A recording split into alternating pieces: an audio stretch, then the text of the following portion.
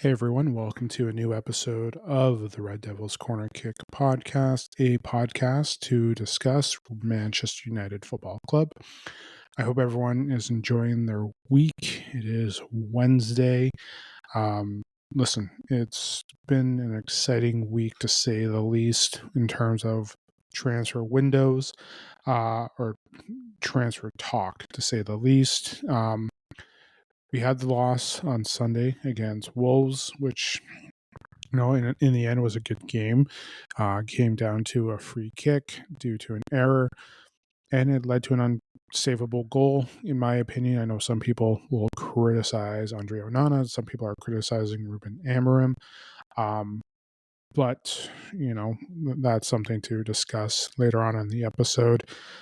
Before you do anything, don't forget to hit subscribe, depending on what platform you're listening to, whether it's YouTube, Spotify, Apple Podcasts as well. And don't forget to follow on Instagram, Twitter, and on TikTok as well. And I'm still slagging off on my first TikTok post. A couple things to talk. Again, summer transfer, potential targets. I know last episode I discussed, the ups and downs of the transfer window. So, I'm going to discuss that today as well. And I'm going to discuss, the game that was Sunday. So I'm going to discuss that later on. Just give my final review. I know it's just going to be a little short, little thing. I'm pretty sure what I said earlier was enough to discuss it. I did announce my players of the match on my Twitter profile. So make sure you do take a look at that. Hit a like as well. But yeah, let's get to what seriously is going down this week. Listen, we are weeks away from the season ending. Final game is May 25th against Aston Villa, as well as we have the semifinals for Europa. Hopefully that leads to Europa final, and then hopefully a win at Europa where it gets us back into Champions League. But that's here or there right now. We have Bournemouth on Sunday, which I will do another episode on the preview on who I'm liking. But let's look at really what's going on realistically this week. And the talk of the town is talks with Cunha has been progressing. Talks with Osimhen has been progressing. Now there's talks about Cunha and Delap. Last episode, I talked about how the transfer window is just, the rumor mill, to say the least. And I know Ornstein, Fabrizio Romano, they're giving their 2 cents. Every fan channel, every news outlet is discussing what's going on. Listen, hearing Cunha being signed is great. The fact that they're trying to get it done is great as well. My question is the money going into this? That is what I'm wondering about. How are we going to raise the funds? There's rumors out there saying that the budget that they were aiming to have already should cover Cunha and potentially Delap. Whether that's true or not, because right now the rumor is release clause is 62.5. Terms have basically been agreed. They're basically aiming for that first window of the transfer window, because remember, they're doing a transfer window before the the FIFA Club World Cup.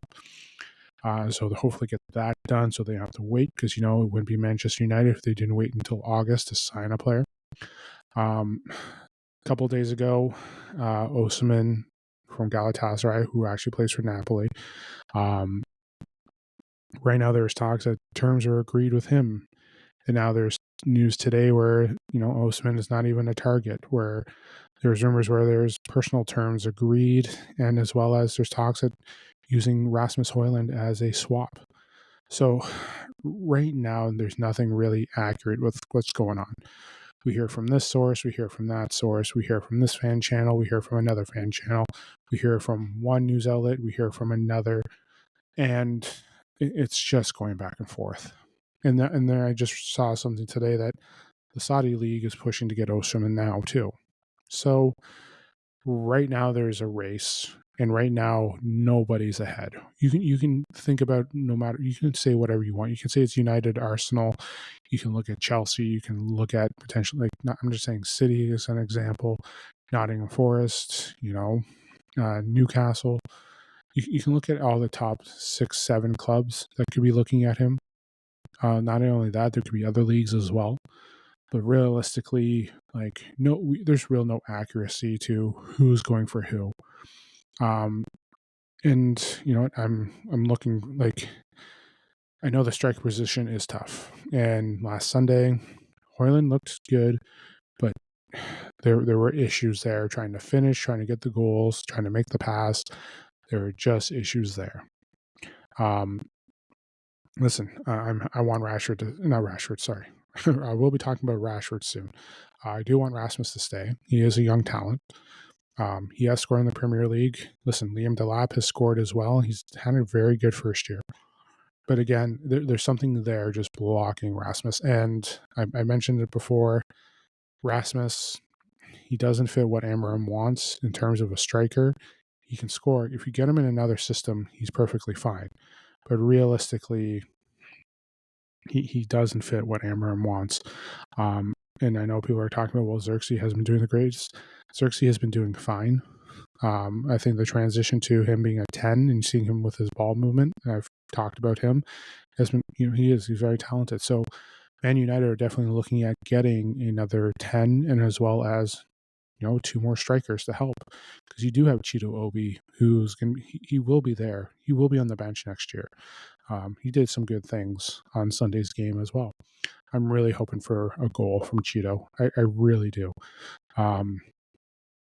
But this is, this is the nature of free agency, of transfers, of predictions of who's getting signed by who. But yes, the 3 main targets have been talked about, and yes, there's others too.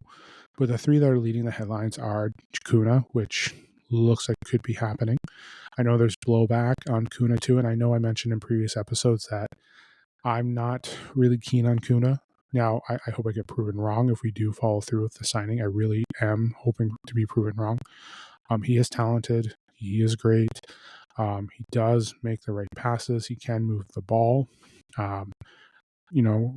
Amorim seems keen on him as well as having him. Maybe that's what it is. Amorim is going to go in for Cunha as his signing, and then Ineos is going to have to let Amorim know that Delap is their signing.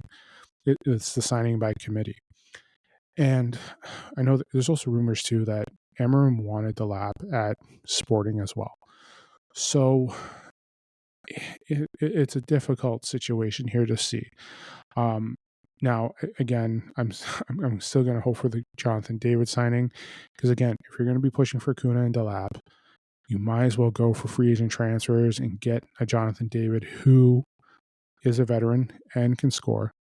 And you can have Delap play behind him, and you can rotate with him as well, plus rotate with Obi Martin too, or Cheeto Obi, sorry. So you can have that going for you. So it's a matter of what you think. So, listen, I know the contract, the money that he wants is probably something that's leaning towards, not signing Osimhen. The contract I'm discussing, apparently he wants high value per week. Delap, Delap is great. He's had a decent season. Again, Ipswich hasn't been the best. I think with Delap, it does improve. I think with Delap fitting the system more better than Ruben or than Rasmus, I think that's better as well. So getting those 2 will be key. Listen, Osimhen is talented, but again, if the wages are high and Saudi's coming and there's other teams that are going to pay, that is the important thing. And I know there's rumors that Delap wants Champions League. I don't think he could get it, but if he plays, he may not play there. So again, I know the result of what Man United do in the next month or 2 is very key and especially important for signings. If they pull out a Europa win and get Champions League, that is great. It's ecstatic, actually. But that could help with signings too, as well. So we have to sit there and wonder, do we want these signings based on, like I know Cunha is willing to come no matter what Champions League. That's a bonus right there. In the end, I think, we may end up getting to Delap, whether we have Champions League or not. I think trying to improve our squad and getting back to Champions League, again, like the top 6 is like the top 7. Actually, you can say the top 8 is just battling for that. Liverpool, Arsenal, there where they are. The remaining spots, like the final 3 of the 5 spots for Champions League, is hard to get. Chelsea, City, Newcastle, Nottingham Forest, Aston Villa, they're all fighting for that spot. It is. It's so hard right now. And it's so hard to try and get into Champions League as well. So we can hope that everything works out for United and we get that spot. And then next season, we try to fight to stay in Champions League as well, especially in the top 5 or top 4 mainly, because that's basically it, right? The reason why we have 5 this season is because of Arsenal. But that's how the cookie crumbles. Listen, there's not just other stuff happening with just those 3. There's other talks of other midfielders, other players. Again, every day it's something new. Every day like we're hearing Ederson is being talked about. We're hearing new goalkeepers. Diego Costa is being thrown in. Ramsdale is being thrown in as well. So every day we're going to hear something new. Every day. Every hour. Like you're going to see it, whether it's in the Times, the Evening News, Sky, BBC, Talk Sport. ESPN's going to put something out there. You're going to see how the fan channels reporting it as fast as they can. It's going to be, it's tough. You know what? When you're recording a podcast like myself, and I know I'm new to the game, I'm a baby still. It is hard to keep up. It really is. I'm just starting out. So this isn't my everyday. It's once or twice a week, sometimes 3 times a week. Definitely, hopefully going to try and do more and more episodes, but it's tough to try and keep up. And again, every time you record an episode, and sometimes the reason why part of me is sometimes delayed, especially after games. I know previews, I can do them right away the day before, but sometimes doing them like the post game or keeping them after, because everything is changing. Like I said in the last episode, every day something changes. Even every hour something changes about who we're signing, who we're not getting. Because again, we were talks in terms of getting Osimhen. Now there's new reports of saying, well, he's not even on Manchester United's radar. He's not a top priority. That Delap is more of a priority over him. So I'm repeating a broken record here. But it's every day has changed. And when you record a podcast and you say this, and then the next day it's just like, well, that was a waste of an episode because everything you said is now changed out. So, listen, and I guarantee tomorrow, everything that I said tonight, something's the opposite is going to be happening. Listen, I'm ecstatic for Cunha, and I've made my predictions for what I think for the transfers. Cunha is great. Listen, he's talented. He fits the system. I know I've talked about Mbayo and Semenyo being over him. But again, if Amorim is key, I'll support it. I will like it. And again, it's a talented person there in that spot at 10. Because again, whoever we have at striker, whether it's Rasmus, Delap, whoever, they will be there. You'll have Cunha and let's say Xerxes in the back. Ahmad playing on the right wing, let's say Dorgu playing on the left, and you have Ugarte and Bruno in the middle. So far, that's an improvement just by having Cunha there. Having a modded back is quite an improvement because you have someone healthy, which is key. And if Delot is still there, or if Delot is a depth piece, you can move Ahmad to the 10 with him and Cunha there, and you can try and get Xerxes there and rotate as well. And then Bruno still in the deep. It's about having the depth. I think that's the one thing that's key too, is we need depth. We still need wing backs.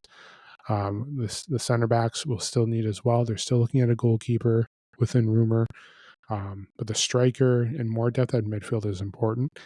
Listen, I know they just signed an 18-year-old French player, but he's going straight out on loan to, I believe it's the Swiss League, for him to get developed. And then we'll see what he's like in a year. So they just announced the signing of a player coming through, which is great. And I know there's rumors of them purchasing young, developing them, and then selling them for high to try and make money. I know that's very important. So we will see how that system works out as well. So now to move on to some other things as well. Like again, it's all related to the transfer. There's talks of Rashford potentially coming back to Manchester United. I know there's talks today that Aston Villa is hesitant on the 40 million. There is talks that he wants to work things out with Ruben. But I think that ship may have sailed unless they're able to hash everything out to the point where he admits, yes, I need to work on a few things. There's talks that he wants Champions League football, which he's not going to get with United next season unless we pull out Europa. But you're hearing all of this, and I know he wants to go to a Champions League team. There's talks of him wanting to go to Barcelona. There's PSG. He could go to Arsenal, which I think Man United will do whatever it takes to make sure that doesn't happen. There's talks of swaps with Ollie Watkins, with Rasmus or with Rashford. So you bring that piece in as well. So it's all, again, this whole window and everything. Like I said last episode, everything is just scattered. It's like just broken up and scattered over a map. You got something going here, here, here, here, here. It's like you have Manchester United in the center, and it's just like the ropes going to different parts, to different teams, leagues, everywhere else, all tied to there. And you have no idea if it's actually accurate. And you have just people cutting the rope and then re-adding the rope and going back forth. Like it's just going back and forth. And I know there was the rumors of Sancho possibly coming back, but I think Chelsea will be making that $25 signing. Anthony is definitely looking like he may go back to Real Betis, which is good. He's been playing very well for him. He really has. I think he fits the league very well there and fits the team very well. Garnacho looks like he may be the sacrificial lamb. I know he's already put his house on sale, but the fact that he could be the sacrificial lamb to bring the money in to help pay for Cunha and Delap, all depends on how much they're willing to sell for. I hope it's not a low ball. I hope it's within the range of, 60 to 70 million pounds. That's what I'm hoping for. It's not my club, but in a way it's it's money, it's profit that we're going to get. And if we can get somewhere between 30 to 40 for Rasmus, if we can get that 25 in, we're looking at, Cunha or Rasmus, Cunha, Delap potentially. Listen, we could have Delap and Rasmus next year as a rotation. And hopefully, Rasmus takes the time to develop and fit into that because, again, he needs the footwork. He needs that time to move in and play and be able to move the ball, which I think Delap will do. Listen, it's hard to say. I don't want players going because I know there's talks of Manu going, but he may be getting a new contract. Again, it's rumors, it's speculation. There's talks of, it's, you can wait for Fabrizio and or Ornstein to talk as much as you can, but realistically, anything could go. And right now, we're in the early stages of negotiation for Acuna. Like I said, I'll be happy if he is here. I will root for him. I may have my opinion, but listen, it's not, Ruben Amorim wants him. There's something that Amorim likes about him. And you know what? The team up with him and Bruno could be great. Like having him there and then be able to transition from the back to the middle to there and onto the attack, I think will be incredible. I really do. Cunha gives someone else who can do free kicks, because again, Eriksson was also the backup to Fernandes. So having it is key. Having those players that can do those other skilled positions. So right now it's just taking the time and just realizing what the priorities are. And right now Cunha is number one. Delap's looking like number two.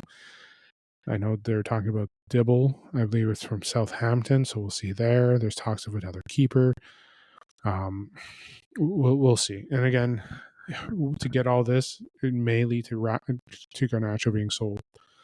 It is, and I know a lot of people are talking about it. He's 20. He needs awareness to understand what's going on. He really does. I hope he doesn't go.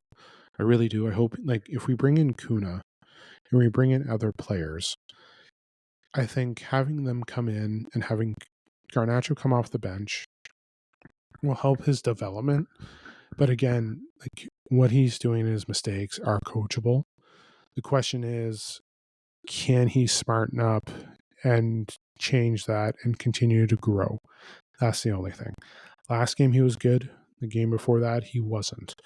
So consistency is key, and I know that's tough at this stage or at this level and at that age to do that. So we'll see how it progresses with him. Again, I don't want him to go, but it looks like all signs are pointing him to leaving, which it sucks. It really does. So it's a matter of it's just a matter of how everything plays out in this final in the window. Again, we're still weeks away. It's hard to say. As much as I say Garnacho could be sold tomorrow or could be getting sold tomorrow, we're going to find out that he's not. Tomorrow it's going to be someone else. For all we know, Mason Mount has got a suitor to be sold to. For all we know, Onana is being sold this summer. For all we know, Osimhen's coming back to United with terms. Delap is going to Chelsea, or Delap's going to Arsenal, or Man City. Like, we don't know. As much as I say everything tonight, tomorrow it's going to be a whole different thing. So that's just the nature of everything.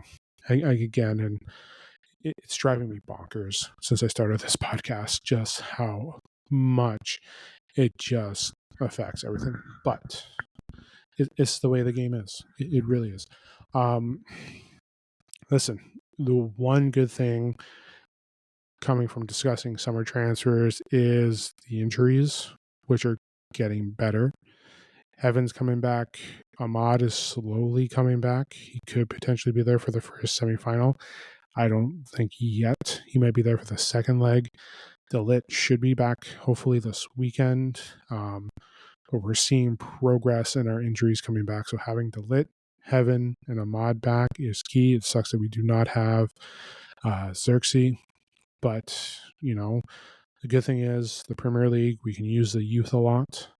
We can use those academy players, which they did.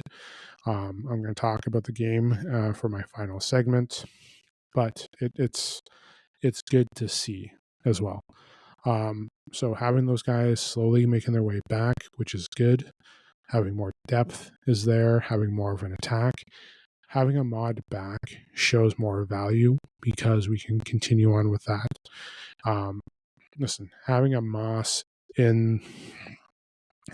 now part of the squad, especially in Europa, is key as well, because it gives him an opportunity to bring in a Moss in for Dorgu or for Delap, because then you can move Dorgu over to the right, which helps with the transition up. Also, that is key as well. Having Heaven back gives you more rotation in the back, also more rotation with Delap as well. So if we can get that going with those two back, that helps our center backs. Because again, Maz, Maguire, Euro are playing great, but we need to make sure that they're healthy, especially with the important game against Athletic next Thursday, May the 1st. So keep an eye out for that. But again, injuries are coming back, so that's key as well. So I'm happy with that. So we're slowly getting there as well. Hopefully we see Delap this weekend, and then hopefully we see Ahmad get some game time over the next little bit as well. Maybe he squeezes in a couple minutes next Thursday. If not, it's Brentford that weekend, and then we see him for the second leg as well. So we'll see. Again, our attack needs to be there. That's the important thing. The attack is huge. But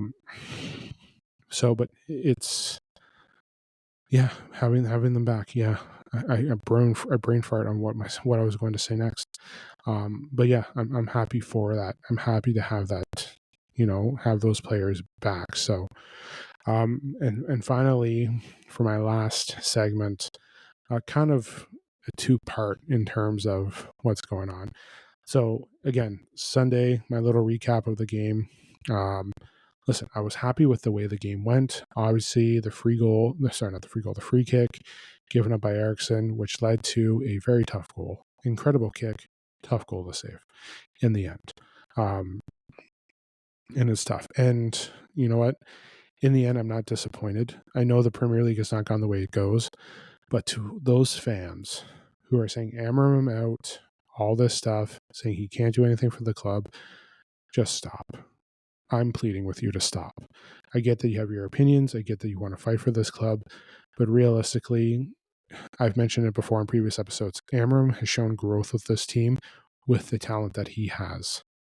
So let's take a step back and just reiterate how good this guy has been, because those people that are saying Amorim out, if we do something miraculous in the semis, those guys are going to be jumping all over him saying that yes, Amorim is the right guy. They are. These are the same guys that wanted Ten Hag gone within milliseconds after the first loss at the beginning of this season.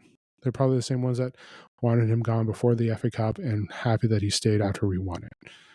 So I think give him time. Like, fans want the Premier League win tomorrow. They do. The fans want a Premier League win, even knowing that we are in 14th place. They want to win with next season, knowing that we may not have money to do anything. I get it. We're Manchester United. And I mentioned this before, we're the biggest commercial club in the world. And I saw a segment today, and I saw an article on Sky, which I think I'll discuss, and it kind of hinted at one episode of who is a bigger club, because Liverpool is now going to get their 20th trophy. So now the talk is, who's bigger, Liverpool or Manchester United? I will discuss that next episode. That will be my topic next episode. Liverpool versus Manchester United. Who is bigger? And I've mentioned it before, like commercial wise, I'll save it for the episode. That will be my discussion. And you may not like what my episode is. Some people won't. I know some people won't. And I know my viewership is low at the moment, but I know some people will not like the attitude or like my demonstration of the match, of what I think. Sorry, not the match, of what I think is the bigger club. I guarantee it's no one's going to like my opinion. Someone may not like it, but going back to it, Amorim, like, again, we can't judge until the season's there. Again, the season's not even done now. We can't say until the first transfer window, until he gets a full season. And then we will see. United fans want the world now. They want everything now. They want Champions League. They want Premier League. They want to get rid of any manager who can't get them to what they want. And this is what drives fans like myself mad and just gets upset that sometimes I just want to focus on the club and just ignore it, but you can't. You can't. And I'm like this and it's not just like with my fan club with Manchester United. It's like that with all the other clubs other sporting teams that I support. But yeah, like, so yeah, I'm going to go on into a rant, and it's not going to be a good one. But I think those fans need to take a step back and realize that there has been improvement, and those fans there are probably the same ones that were jumping for joy when they led the comeback against Lyon.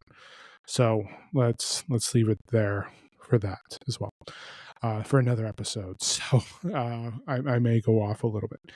Okay. Yeah, that's it for tonight's episode of the podcast. Yes, one final thing. Sorry. It is on my Twitter, and I think I mentioned it earlier on.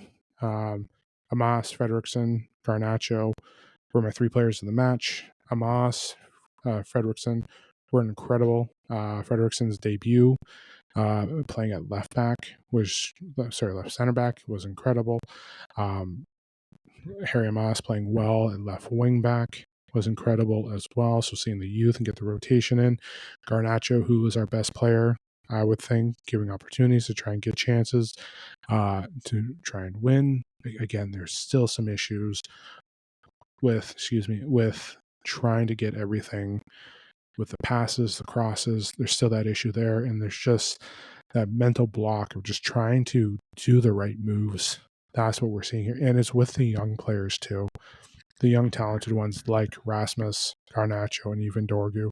Those three just need to break that mental barrier and make those right passes. So, but yeah, I hope you enjoyed today's episode. I know I usually do. I know I have a lot to cover on the next one. Preview against Bournemouth. Talk more about summer transfers. I guarantee it. Everything that I said tonight will be the opposite over the next 2 days. Hopefully, just seeing more rotation. We are, well, depending on where you are and when you're listening to this, we're a week away from the semifinal. So that's exciting. So we're going to be seeing it keep creeping it up more and more. So it's the final month, guys. We're literally in the final 5 weeks, 4 or 5 weeks of the season. So hopefully we can hold our heads up high with something. I hope that we're successful in the semifinals, that leads to a final, that leads us to hoisting the Europa and getting back to the Champions League. So the good thing is we're not going to be relegated, so that's good. So we'll see how this all goes. But hopefully you enjoyed the episode tonight. Hopefully, we get a victory this weekend. I will be back next episode on the weekend, making my preview. So keep an eye out for that, making my squad predictions. Don't forget to hit subscribe, whether it's YouTube, Apple Podcast, or Spotify. And don't forget to follow on Twitter, Instagram, or on TikTok as well. So once again, this is the Red Devils Corner Kick Podcast. Enjoy the rest of your week. Enjoy your morning, depending on where you are and listening to this. Glory, glory, Man United.